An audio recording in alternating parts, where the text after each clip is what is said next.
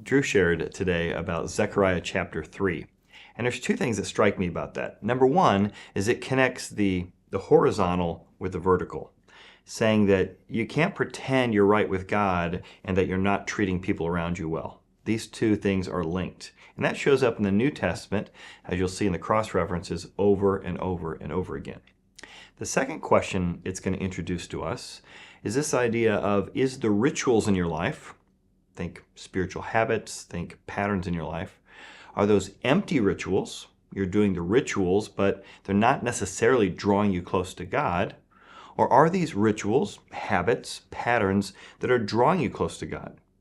Here's how he says it in Zechariah chapter 7. Say to the priests of the land and to all the people of the land, when you fasted and mourned in the 5th and 7th months during all those 70 years of Babylonian exile, did you really fast for me? For me, he emphasizes.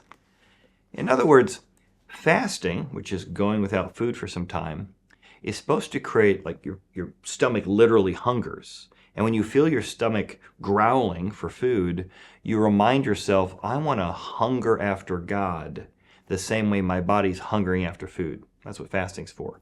Prayer is designed not to make you self-righteous or to make you more judgmental or looking down on others. It's designed to connect you with God so his attributes, his compassion, his kindness, his courage, his love begin to flow out of you.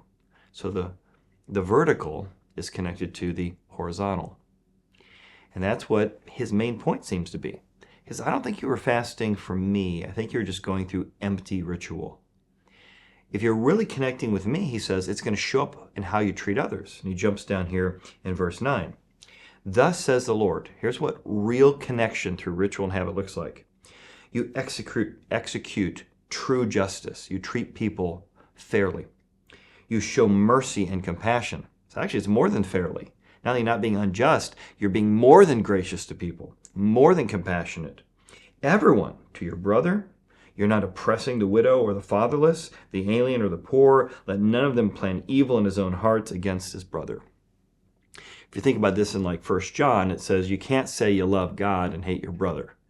If you love God, you love those made in his image. So how about for you? When you think about how close you are to God, Jesus says the way to think about that, God says the way to think about that, is look at how you treat your family members, your enemies, those who don't have power, right? You're going to have a certain level of influence or power other people don't. How do you treat those who can't do you a favor? You don't get anything out of it.